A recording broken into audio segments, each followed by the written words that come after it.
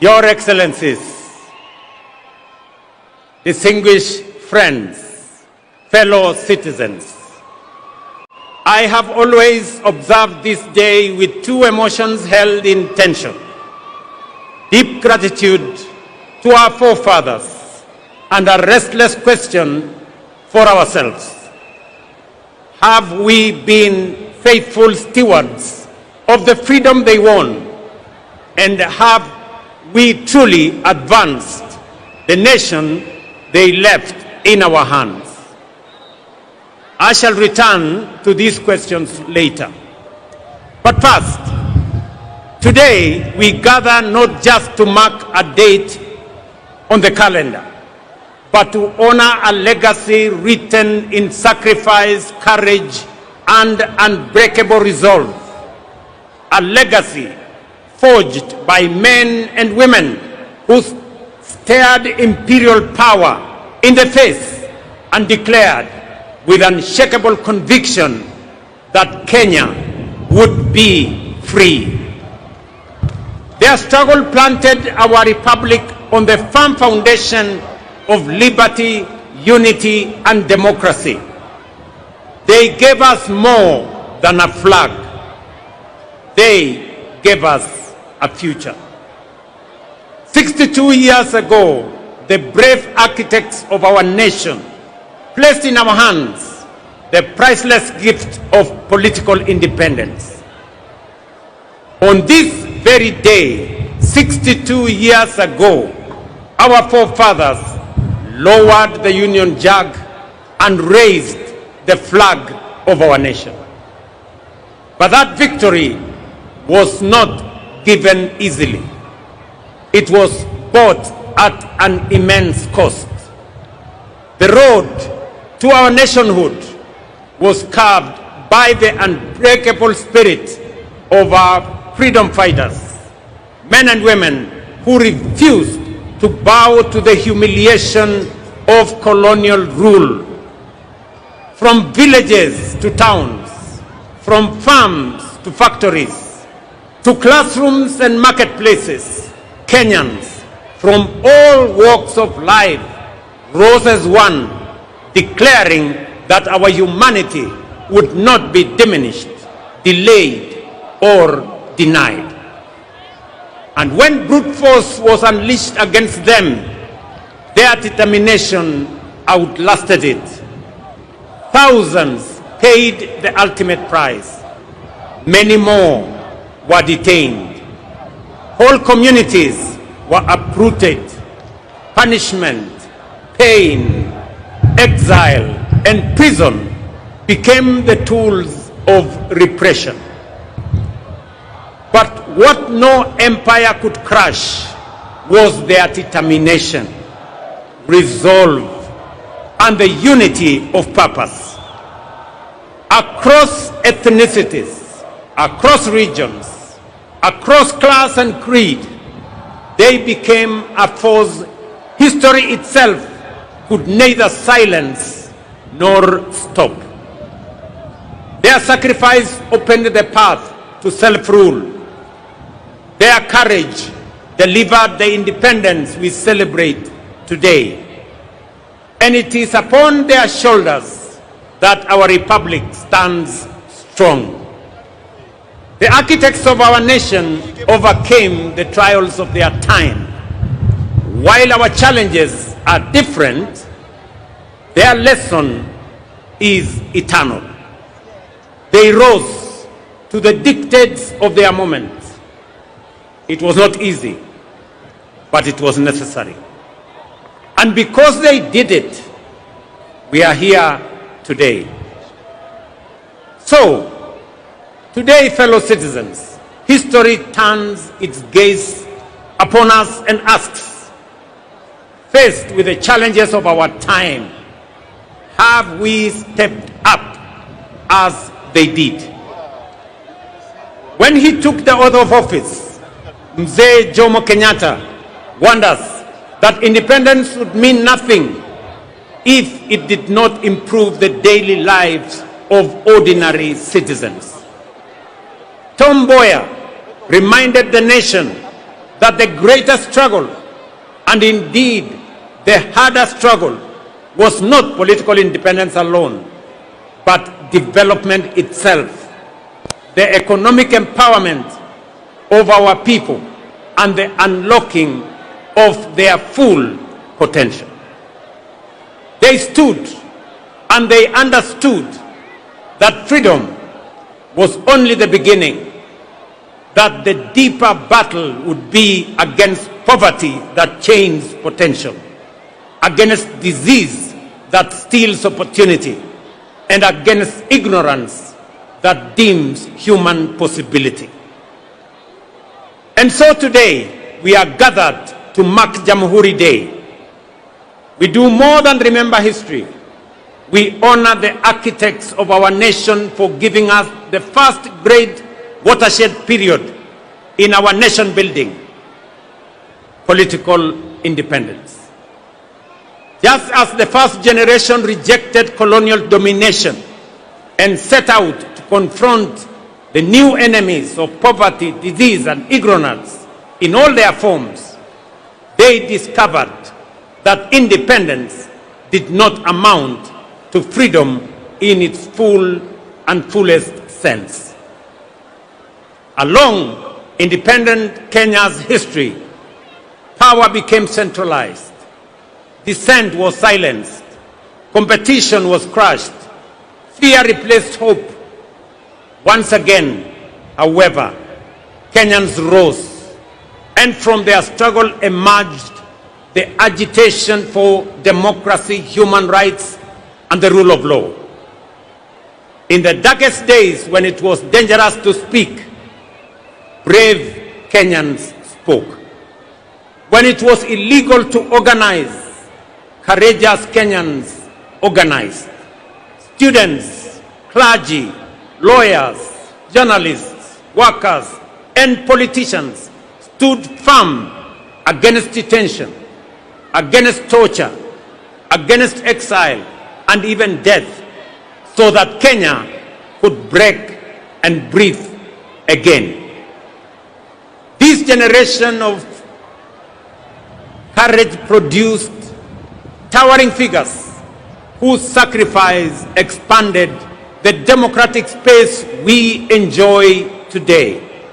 Foremost among them was the late Right Honorable Raila Odinga, a stalwart of our country's democratic journey, who left us just under 2 months ago. Raila devoted his life to the pursuit of freedom, justice, and peaceful coexistence. His courage, resilience, and unwavering belief in the power of the people shaped defining chapters of our national story and inspired generations to believe that change is possible. I now respectfully urge all of us to join me in observing a 1 minute of silence in honor and remembrance of the Honorable Raila Odinga and honor his sacrifice, service, and enduring legacy.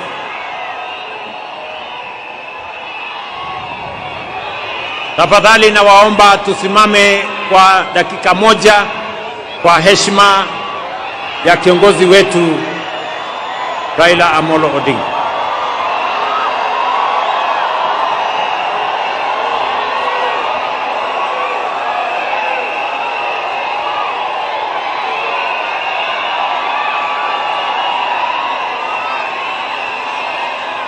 Asanteni sana.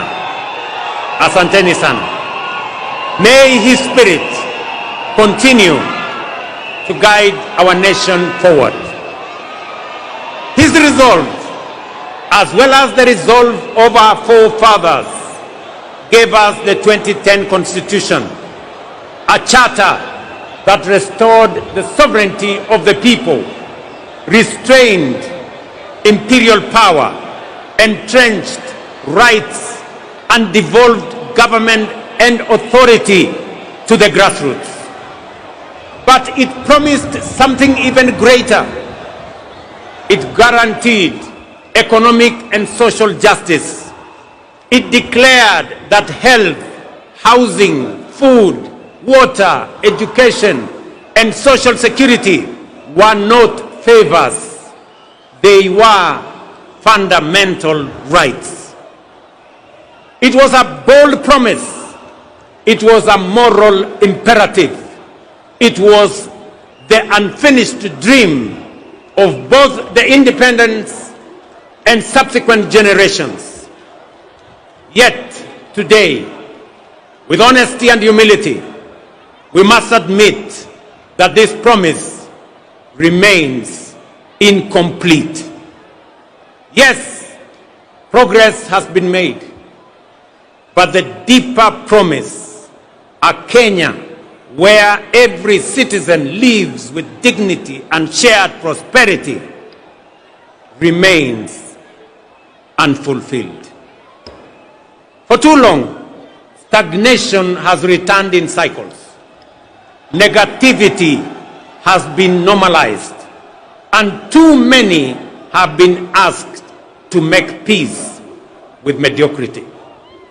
That is why, before the last election, we had already realized that although we had achieved political independence and our constitution expanded our democratic human rights and the rule of law, we still had not fully consolidated our nation. These two milestones, great as they were, had over time been undermined by the paradox of the marginalization of the majority. We saw clearly a system in which a few rose to the top of the pyramid, while millions at the base struggled to survive, with education outcomes compromised, healthcare beyond reach, access to affordable credit denied, housing unattainable, and farmers abandoned, while our youth were locked out. That is the reason we introduced the bottom-up economic transformation agenda, to bring the marginalized majority back into the heart of our nation, to ensure that no one is left behind, and to begin the work of social engineering necessary to pursue the broader dream of economic freedom. We had to begin where marginalization and exclusion had been greatest, that is at the bottom. And so, over the last 3 years, we have made bold choices. They have delivered results that are unprecedented, unmistakable, and consequential. For years, we spoke of agriculture as the bedrock of our economy and farmers as our pillars. But the truth is, we did not truly know them, and neither did we truly prioritize them. Today we do. For the first time in our history, over 7.2 million farmers have been brought into the single national digital database. We now know who they are, where they are, what they grow, and what they need. And with that knowledge came the power, not for brokers, not for cartels, but for the farmer. This digital platform became and is the backbone of targeted support, including subsidized inputs, affordable credit, and modern extension services reaching real farmers directly. We lowered the cost of production. We brought the price of fertilizer down. And in so doing, we restored profitability to the smallholder farmer who produces over 70% of our food. Fellow citizens, the results are undeniable. Maize production is up. Prices of flour is down. The tea sector is rising. Coffee is rebounding. Dairy is expanding. And the sugar industry has been revamped. By strengthening value chains, cooperatives, irrigation, and processing, we have built systems that work for our agricultural sector. And now, with millions of farmers no longer forgotten, we are ready to walk with them to the next chapter of economic freedom. 3 years ago, education was in distress. Classrooms were overcrowded. Many universities were technically insolvent, and teachers were overwhelmed. Today, we have hired 76,000 teachers, and by next month, a total of 100,000 teachers, the largest recruitment of teachers in Kenya's history.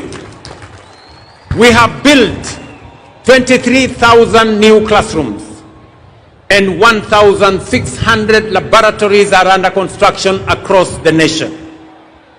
Importantly, through the student-centered funding model, we placed the learner at the heart of our reforms. For the first time in our history, scholarships and loans now follow need and merit, ensuring that every deserving student has a chance and a just and equal opportunity to pursue their dreams. Nearly 500,000 students have already benefited from this funding model. Students who under previous systems would have been excluded by policies that failed to recognize them. This reform has lifted the financial burden from families and enabled students to choose courses that align with their talents, with their aspirations, and with the needs of our nation. Our healthcare, we have another irrevocable decision that no Kenyan should be too poor to live. For decades, universal healthcare was spoken of, but in our time, it is being actualized. We engaged 110,000 community health promoters who are now reaching millions who were once excluded, forgotten, and without access to health care.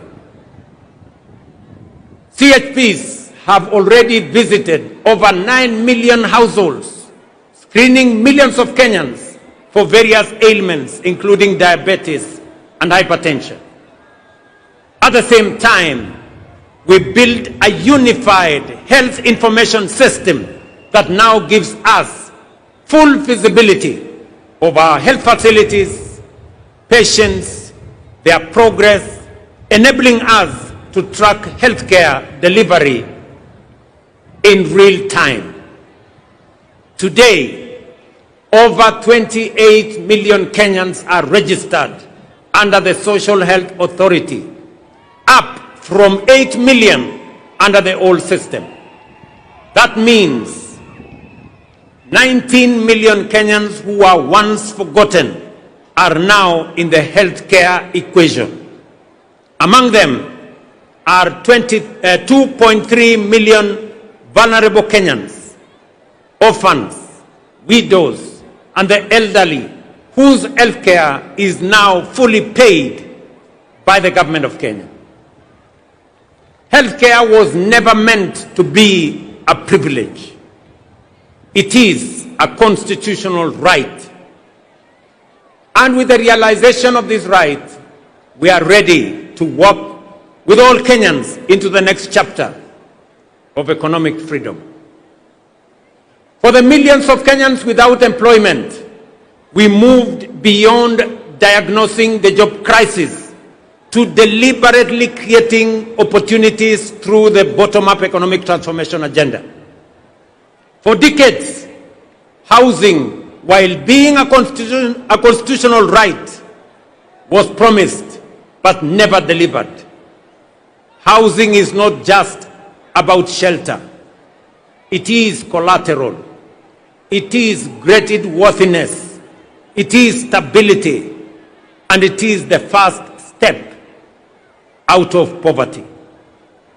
In just 3 years, through our housing program, over 240,000 affordable homes, hostels for 180,000 students, 30,000 institutional housing for our military, police, and prison officers, and over 400 new markets for our traders are under construction across all our 47 counties.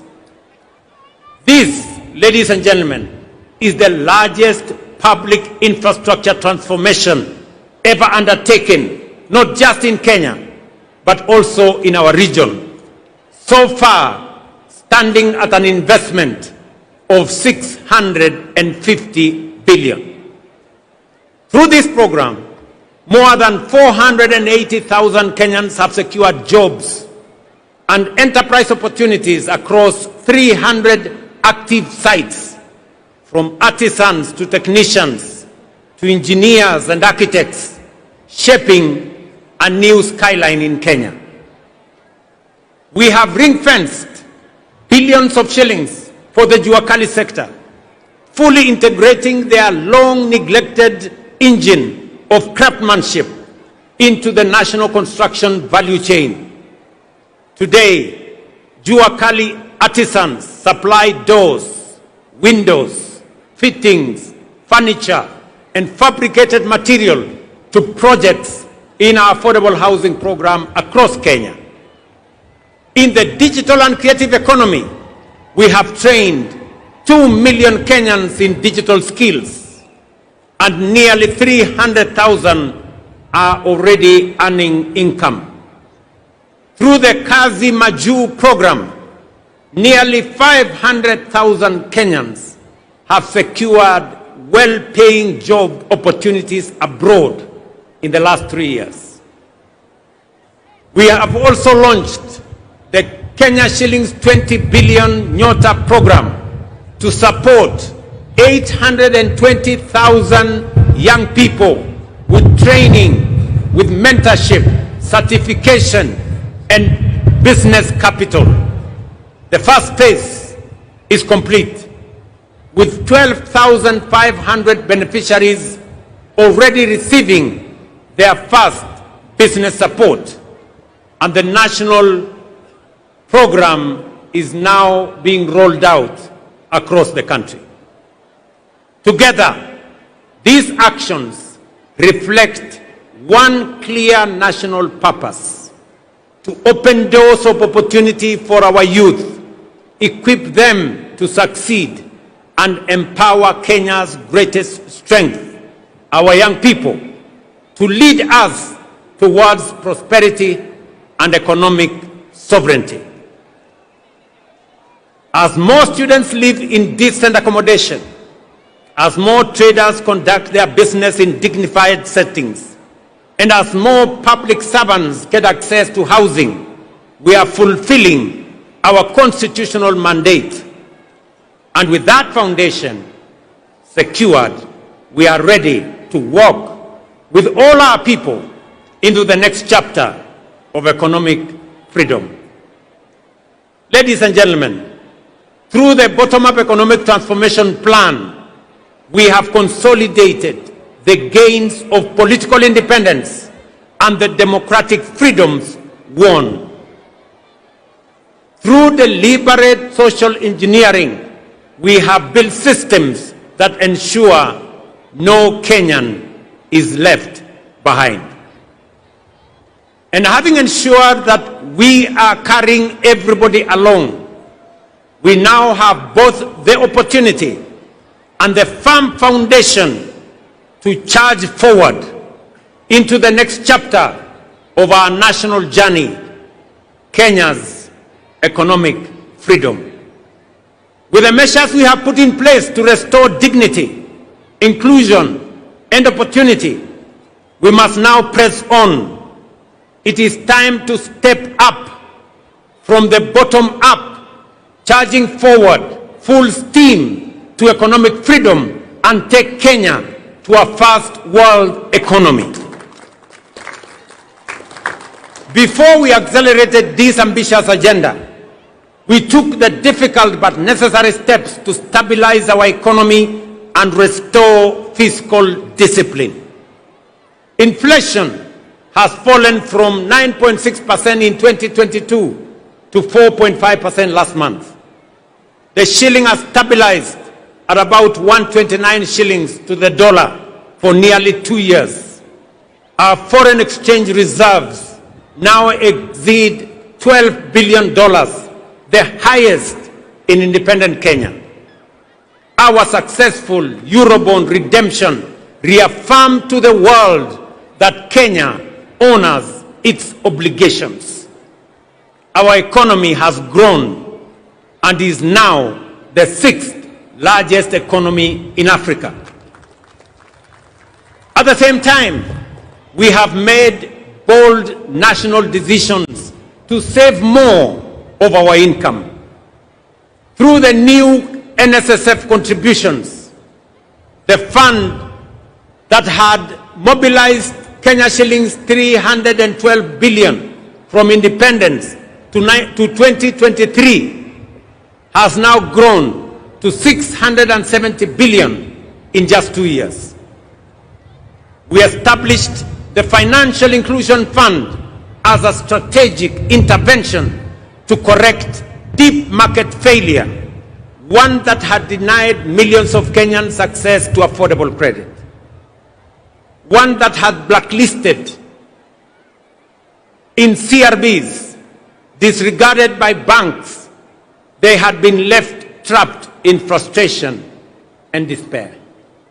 Today, Hustler Fund has become one of the most transformative instruments of empowerment in our nation's history, disbursing over 80 billion and expanding the margins of financial inclusion at an unprecedented scale.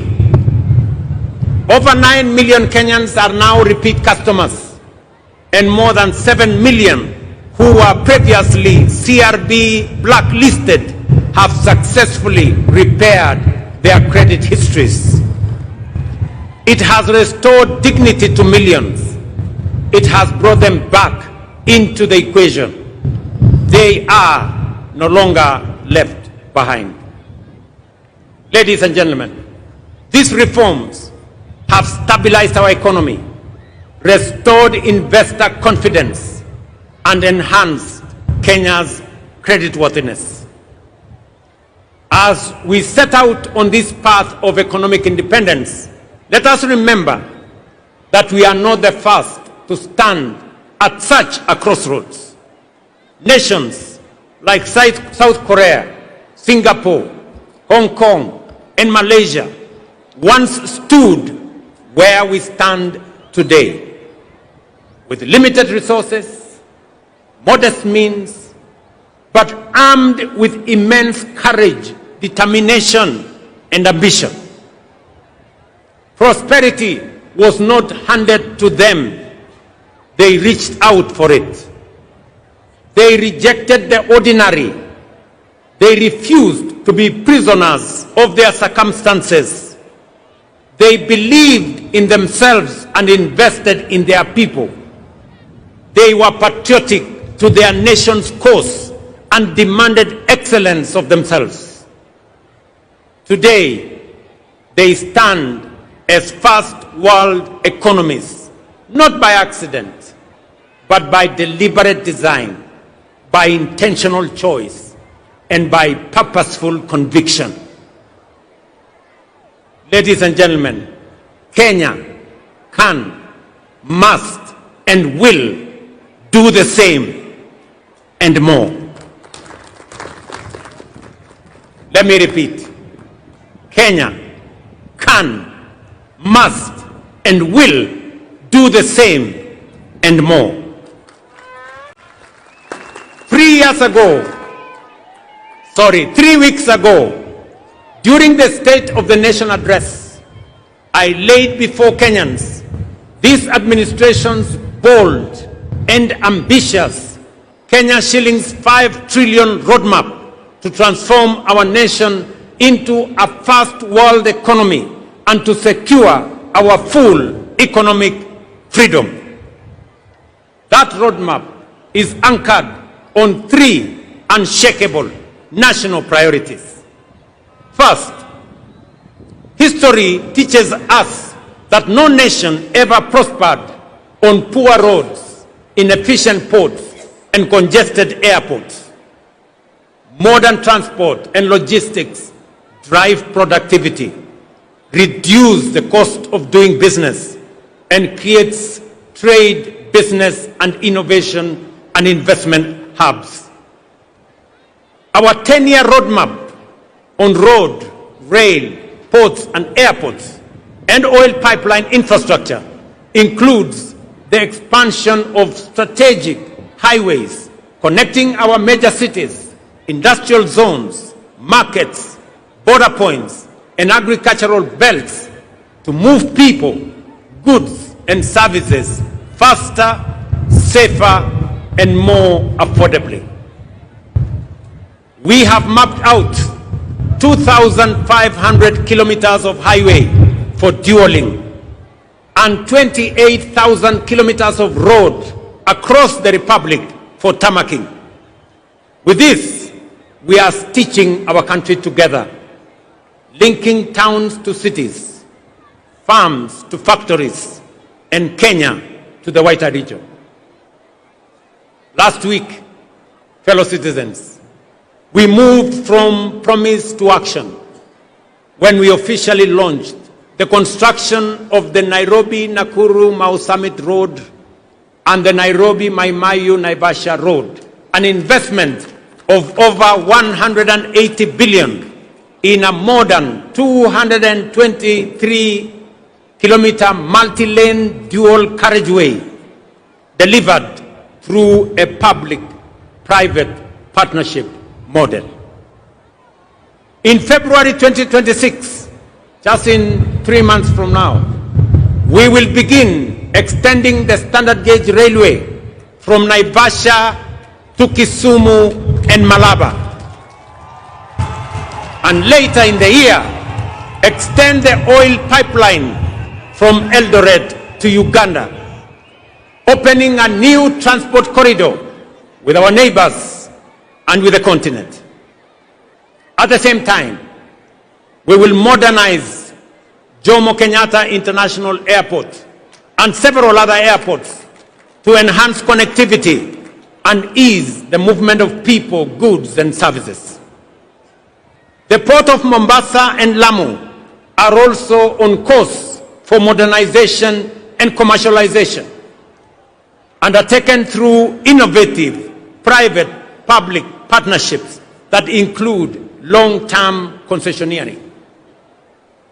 Charging forward, our infrastructure expansion will provide the foundational support for a strong and resilient economy that will drive transformative development for all of us. Number 2, fellow citizens, we must decisively shift our economy from dependence on imports to becoming a net exporter of agricultural products, manufactured goods, and value-added commodities. Kenya today spends nearly 500 billion shillings every year importing agricultural products. While we have reduced imports of maize, sugar, edible oil, rice, our progress is still constrained by the limitations of rain-fed agriculture. We can no longer leave the country's food security to the uncertainties of rainfall, especially in the context of climate change. To feed our people, and produce surplus for export, large-scale modern irrigation is the only viable pathway forward. We have mapped out 50 mega dams, 200 mini dams, and over 1,000 macro dams across all our 47 counties, especially in our arid and semi-arid areas, which have expansive, fertile, and arable land currently not under production because of lack of water. With this plan, an additional 2.5 million acres of land will be brought under agricultural productivity through extensive water harvesting, water storage, and advanced irrigation technologies. This is not only about food and water security. It is a nation-shaping investment. It will drive our transition into a net exporting economy. It will uplift rural communities and end the indignity and shame of food insecurity. And it will anchor sustainable development for generations ahead.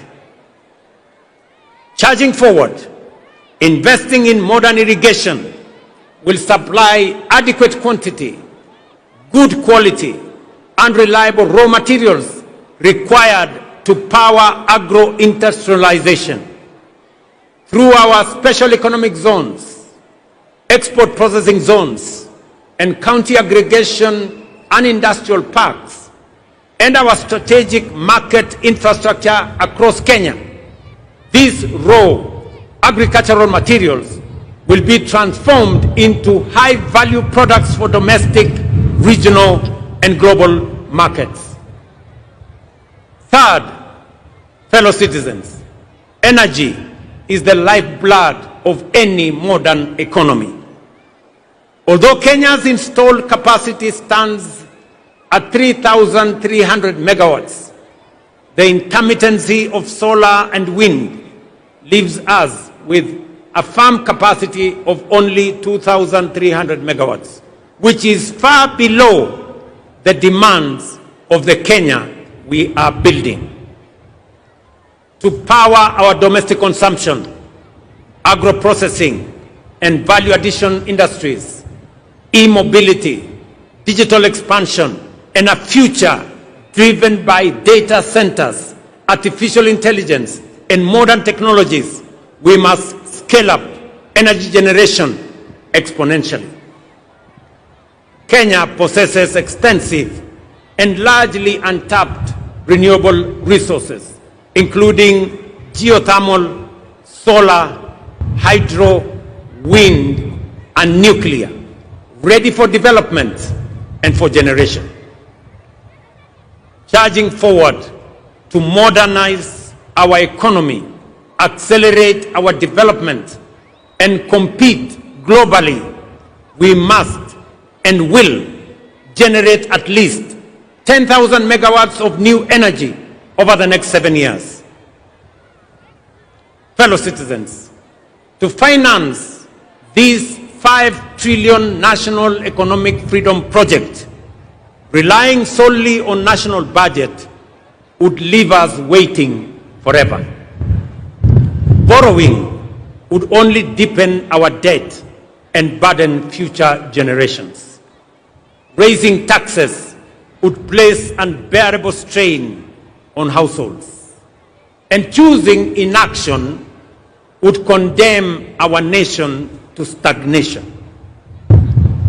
That is why we must act with courage, innovation, and foresight to design alternative financing mechanisms, leverage mature national assets, and tap into robust public-private partnerships to undertake this national development imperative. Fellow citizens, 3 weeks ago, I signed the Government-Owned Enterprises Bill into law. The new law revolutionizes the management and governance of state-owned enterprises, professionalizing boards through merit-based independent appointments, and tying leadership to measurable results. This is a very consequential reform. It is the most far-reaching reform of government corporations since independence, aimed at turning legacy parastatals into commercially disciplined companies that will serve our public interest. The passage of this law ends the era of cronyism and patronage in our state-owned enterprises. This law explicitly disqualifies any person who has served in a public or political office within the last 5 years from appointment. On Monday, under this new legal framework, and to start this administration's bold and ambitious Kenya shillings 5 trillion roadmap to transform our nation, the Cabinet will meet to consider and approve the architecture of the National Infrastructure Fund as the engine that will align our financial resources with our development goals.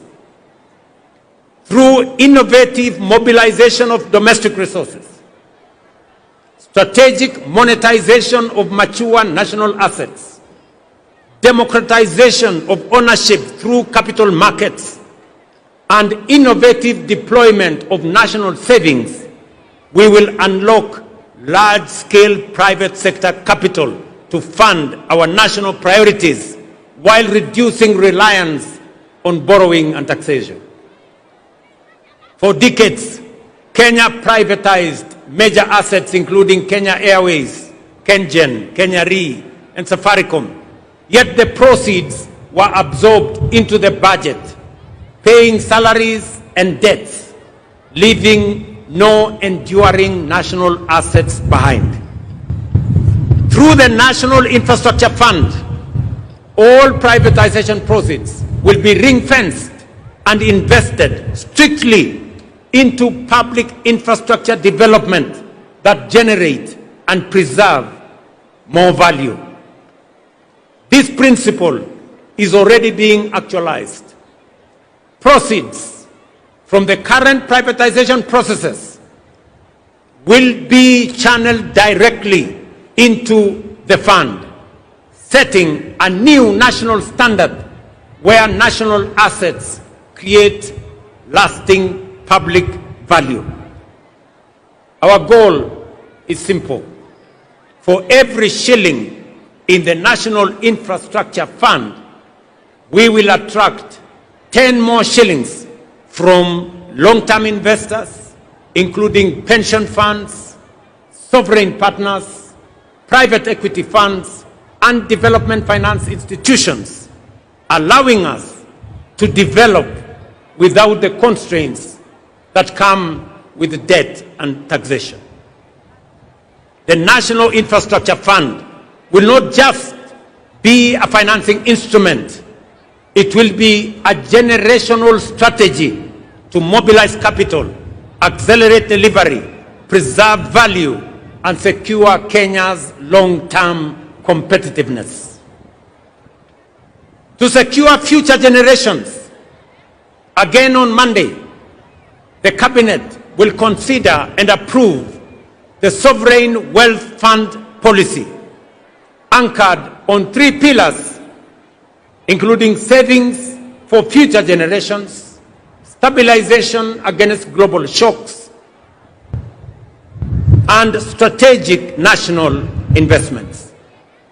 Natural resource royalties, dividends from public investments, and a percentage of privatization proceeds will capitalize this fund.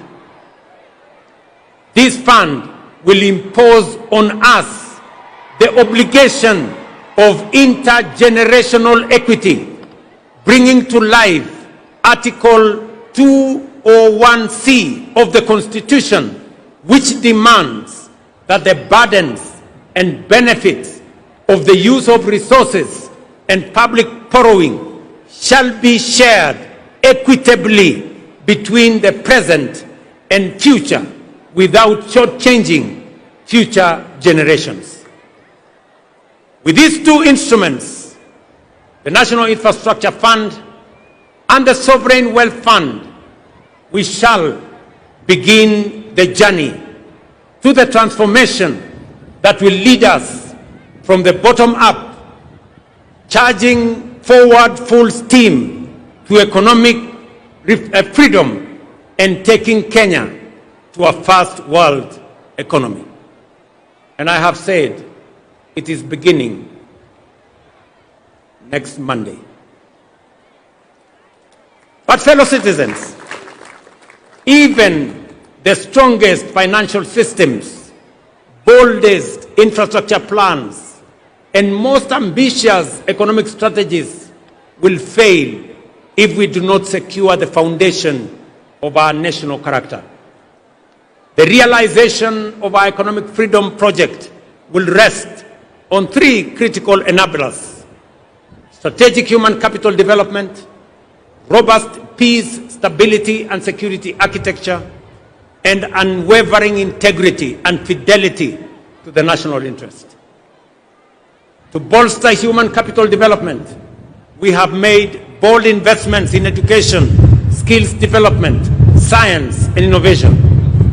We have raised the education budget from 490 billion in 2021 to 700 billion this financial year, and expanded science, technology, engineering, mathematics education. But to power our first world strategic human capital requirements, we must and will raise the National Research Fund from the current 0.8% to the requisite 2% of GDP. This is not, ladies and gentlemen, spending or social spending. It is nation building. The second enabler underpinning this national project is peace, stability, and security. For no nation can prosper in an atmosphere of disruption, violence, and criminality that leads to economic sabotage, destruction of property, and loss of lives. Stability is not an option. It is an enabler of everything we seek to build.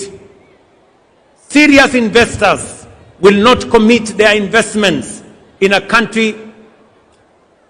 Only serious investors will only commit their investments in a country that is peaceful, that is stable, and that is secure. For Kenya to attract sustained investment, for businesses to thrive, for jobs to expand, and for families to live without fear, we must secure our nation firmly, fairly, and without hesitation. Finally, the collective interests of all citizens, which form the national interest of Kenya, must be at the center of every action and engagement. Patriotism is putting the interests of the nation before tribe, clan, or self. Integrity in its highest form is patriotism in action. It is believing in our country. It is refusing to betray Kenya. And yet, let us speak honestly, our nation faces a serious integrity deficit. It begins early in our homes, in our schools, where seemingly harmless dishonesty later matures into grand corruption. Corruption is not merely theft of money. It is the theft of hope, opportunity, and destiny. This is compounded by negativity, division, erosion of shared values, and ethical and ethnic political mobilization. Hate and division, corruption and tribalism tear at the very social fabric of our republic. Ladies and gentlemen, Our economic freedom project demands more than infrastructure and capital. It demands a renewal of our national conscience. We must build a strong value system. We must defend our national unity. We must raise our children in honesty, responsibility, and love for country. These three enablers, strategic human capital, peace, stability, and security, and national interest and integrity, are not optional ideals. They are the living foundation upon which our economic independence must stand. Without them, our ambition would remain promises. With them, our national priorities become achievable. Our investments become productive, and our vision of a prosperous, sovereign Kenya becomes not only possible, but inevitable. Fellow citizens, our founding fathers defeated colonial domination. The generation after broke the chains of dictatorship. The onus is on our generation, and particularly this administration, to achieve economic freedom. A freedom where effort is rewarded, where opportunity is shared, where dignity is guaranteed, where every citizen matters, and where no Kenyan is left behind. Let it be said of our generation that when Kenya stood at the edge of possibility, we chose courage over comfort, action over excuse, unity over division, and excellence over mediocrity. With resolute belief, today and every Jamhuri hereafter, we should find us true stewards of the freedom entrusted to us, that we shall honor our forefathers not only by remembering their sacrifice, but by fulfilling our duty and the assignment of our generation to secure for Kenya the full promise of economic freedom. It is time to step up from the bottom up, charging forward full steam to economic freedom and taking Kenya to a first world economy.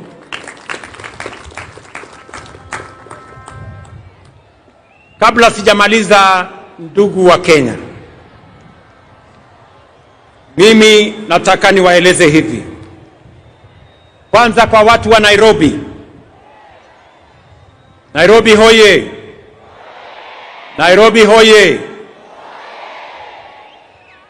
Mimi kuna mambo mengi tunafanya katika mji huu wa Nairobi. Kuna mambo tumekubaliana na county government ya Nairobi. Tunajenga zile barabara ambazo zilikuwa zimekwama hapa Nairobi. Tumekubaliana ya kwamba hizo barabara tumerudisha contractors wote ambao walikuwa pale barabarani. Na sasa barabara zinaendelea kilomita 60 hapa Nairobi. Kwa mfano barabara ya Muhuri kule Dagoretti South, barabara ya Mama Wahu kule Dagoretti South, bypass ya Mihango Link kule Embakasi East, Umoja 1 SDA Road kule Embakasi West, Kindigwa Road kule Roysambu na Road C Embakasi South. Pia mumeona pale Valley Road, ile barabara ilikuwa imekwama pale, tumeleta contractor anaendelea na kazi. Ile barabara ya Ngong Road pia inaendelea, kazi inaendelea pale. Barabara ya Haile Selassie vile vile inaendelea. Na ningependa kutangaza ya kwamba kwa sababu barabara ya expressway imekamilika na wananchi wanatumia pale juu. Barabara ya chini iko na matatizo, na ndio sababu kuanzia hii Disemba mukienda Krismasi tutajenga upya barabara kutoka kule JKIA kupitia hapa mpaka kule ABC, na tuifanyie beautification ndio Nairobi ionekane kama city ya taifa letu la Kenya. Vile vile mimi ninajua ya kwamba kuna wananchi wengi wanaishi nje ya Nairobi lakini wanafanya kazi na biashara hapa Nairobi. Wananchi wengi wanaishi Kiserian, wanaishi Rongai, wanaishi Ngong, na kuna msongamano mkubwa sana wa wananchi wakikuja asubuhi na kurudi nyumbani jioni. Ningependa kutangaza ya kwamba mwaka ujao ile barabara kutoka Bomas of Kenya kwenda Rongai kwenda mpaka Kiserian, na barabara kutoka Bomas of Kenya kwenda Karen kwenda pale Shade Hotel, kuteremuka kwenda Ngong, kwenda Bulbul na kwenda mpaka ifike kule Kiserian, tutaifanya iwe dual carriageway ndio wananchi wa pale wanaweze kutembea kwa njia rahisi. Najua pia ya kwamba wananchi wengi wanaishi kule Thika, na sasa barabara ya Thika Road pia imejaa na kuna msongamano mkubwa sana wa magari katika barabara yetu ya Thika Road. Ningependa pia kutangaza ya kwamba mwaka ujao vile tuko na expressway kutoka JKIA, pia tutajenga expressway kutoka Thika mpaka ifike hapa Museum Hill, ndio wananchi wale wanateseka na mambo ya jam tuweze kuondoa jam ya sehemu hiyo. Pia ningependa kusema hii uwanja ya Nyayo Stadium, nyinyi mnajua yale maneno tulifanya kule Kasarani. Tuliweka paa ama uvuli ili wananchi wanapokuwa hapa wasipigwe na jua. Mimi nataka niwatangazie ya kwamba kuanzia Januari hii Nyayo Stadium vile vile tutaweka canopy.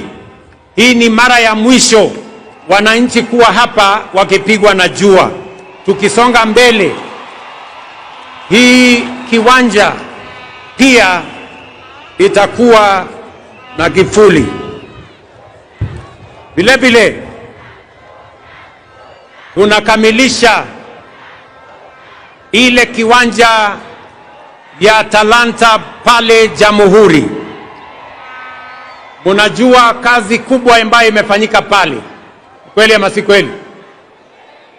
Na nimesikia yale gavana wa Nairobi amesema ya kwamba ile uwanja wa Talanta ipatiwe jina gani?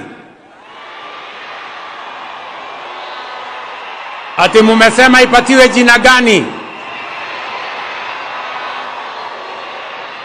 Mumesema ipatiwe jina la Raila Amolo Odinga International Stadium.